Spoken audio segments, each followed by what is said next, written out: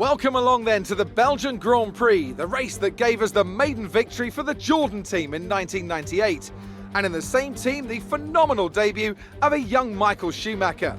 There's always something special around one of the many corners of this fan-favourite circuit. Spa-Francorchamps today, a circuit that spans 4.35 miles. There are tons of elevation changes along the way too. 19 corners making up this circuit, with 9 of those to the right and the remaining 10 to the left. This track is a great one for fans of pure speed. The average lap speed comes close to a whopping 145 miles an hour. Also here, of course, is Anthony Davidson. Let's have a chat about McLaren. What do you make of their performance so far this season? Well, the atmosphere.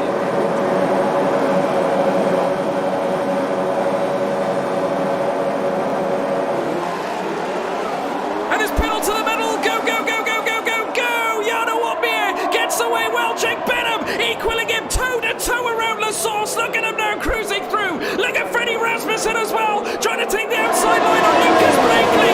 Riding wheel to wheel now. Inside line Rasmussen as they come out through Eau Rouge. In comes Blakely. Brilliant. Holds on to P4. But very long the Rasmussen all over his rear end. In comes Nicholas Longay. Looking for a move on the outside of Jake Benham. Tries to race through wheel to wheel, but Benham has his number. We're looking good for a dive bomb. Benham opens the door. In comes Rasmussen. Sensational as Blakely tries to defend. Absolutely brilliant from Lucas Blakely on the medium tyres. Jack Rasmussen has been frustrated at the start. Yeah, he tried his best to get through there, but well defended by everybody in front. They just couldn't get through each other with the slipstream down the Kemmel Straight for the first time. We had a spinner in Shannon Clay in at the end of the Kemmel Straight, but great defensive work by Lucas Blakely that time. Now he's on the attack on the front of Nicholas Longay here. Benham tried his best to get around the outside. He stayed side by side with Opmeer all the way up towards Eau Rouge, backed off in the end. Rasmussen is desperate to get past Lucas Blakely here through the chicane. He comes, gets sideways on the way through. Blakely sideways on the way out as well, as he tries desperately to make up places. Tormola is keeping in there as well. Job and Tomei need to keep in there as well. He's got problems with Moreno behind as well, but Rasmussen needs to get himself through. Huge slide from Rasmussen on the way through. Paul Frere hangs on to it, but that leaves him vulnerable for a moment to Joni Tormola, with just about scary moment there for Freddie Rasmussen, who hangs onto the car just about down to the bus stop chicane. They go, but up here leads at the end of the first lap. Longay's going to spin in the chicane. Round goes Longay and collects Rasmussen, who dives into pit lane, and unfortunately Cedric Tomei, huge crash in the pit entry. There's multiple cars involved, and Tomei gets done there. Moreno gets through as well. There's been absolute chaos at the pit entry here at Spa. Just like last year, the safety car is out. Yes, this almost is a carbon copy of last season's race at Spa, folks, where the safety car made an early appearance. Of course, this lending to the win to Philippe Prejnader. Of course, now Philip is still at the back at this moment in time, so no magic here currently from the Alfa Romeo. But what this means is now, still Opmeer is on top. Joni Tormola is still up there too. For some reason showing in P3. I think the time tower is just trying to sort itself out, folks. But boxing now, Paradzik, Yamulo, as well as I can see Moreno and Tomei. They're all boxing right now. There you can see Opmeer still leading the pack though. Jake Benham in P2 currently as well. Plenty out on track. The top 5 are relatively untouched, apart from what happened, of course, to Longay and of course to Rasmussen. So interestingly enough, now it's allowed the likes of Blakely to rise up as well. Jack, this is absolutely incredible. This safety car alone can really cause a massive, make a massive change to this race. Yeah, wow, that is just like last season.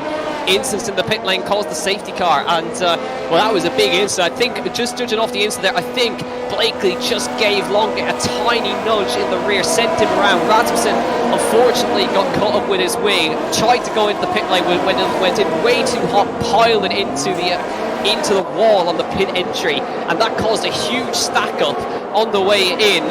Cars trying to ghost through each other, but a couple of guys ended up pitting there in the end. Moreno ended up pitting, Tomei ended up pitting, as did Yamulo. So just having a look at the guys who pitted. So yeah, Paradzik, Yamulo, Moreno and Tomei, the guys who stopped under the initial chaos, but I think Shannon Clay will be glad that safety car's come out. That's kind of rescued his race after the first lap spin.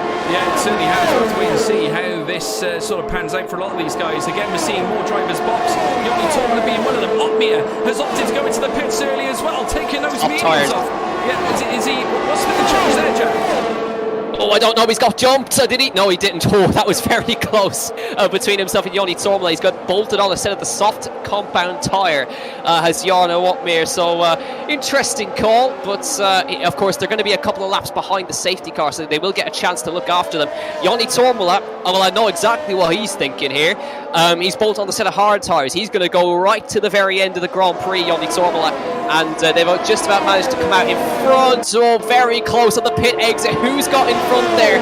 Paradzic and Weigand racing each other down towards Eau Rouge. Don't race each other in the safety car, boys. And Paradzic manages to get in front. Of course, Weigand was able to go full throttle on the pit exit there. Paradzic left enough of a delta that he could accelerate and try to get in front of Weigand there. That was a very crucial move that he did that, because Weigand just pitted under the safety car. Yeah, absolutely. Certainly racing themselves up under safety car rules heading up through Eau Rouge. A very dangerous game, certainly at this stage. I mean, no matter what you're doing going up through Eau Rouge, it's a very dangerous game. But there's Opmeer now in the cameras, being followed by Joni Tormala. And Tomek Paradzic in behind too. There's Weigand, who of course led Paradzic through out of Eau Rouge. In behind as well, you've got Nicolas Matteo and of course Dario Yamulo, Danny Moreno back in P18, who made an initial change too, along with Cedric Tomei. So plenty of cars already boxing, making 7 cars pitting onto new tyres. Further up though, look who's leading. It's the all-star Jake Benham there on the medium tyres. What a getaway from that young man, of course, now leads this race. Great opportunity now for him to have some clean air as soon as the safety car goes back into the pit lane. But of course, he's got a very relentless man behind him. Of course, the PSGL pre-season Belgian Grand Prix winner, Lucas Blakely. Yeah, and remember, of course, there's rain coming. Sebastian Job spun under the safety car. That's not gone well for Sebastian Job. He's dropped down right to the tail of the field, and well, not probably. I wonder if it was the contact with the safety car there. Interesting from there, but of course, there's rain coming. Light rain expected at the 30-minute mark of this race, so about the halfway point of the race. So, of course, Opmeer pitting onto soft tyres. He knows there's rain coming, so he doesn't want to bolt on it. He wants to have the quickest tyre that he can go flat out for the next couple of laps and hope that the rain comes soon. But now Jake Benham leads the Grand Prix. He's got to control the safety car restart. The first safety car restart we've had this season. Blakely is trying his best to keep with him here, and Benham's gone already now to come towards the safety car line now through the bus stop chicane. Green flag drops at Spa at the end of lap 3. Benham leads them away. Blakely goes through. 5-second penalty for Capua, who gets into the back of Shanika Clay. Now Blakely now needs an opportunity to get past Benham here through the goal. It's Benham, Blakely, Leveche, Sipos, Vallejo, Longue, Donoso, pressure into Capua, and Opmeer making places up immediately, gets past Shanika Clay. But I think now danger man Lucas Blakely, he wants to get on with it here up through Eau Rouge and Radion for this 4th time today. Blakely's got the run. Here comes Lucas Blakely on the inside down the Kemmel Straight.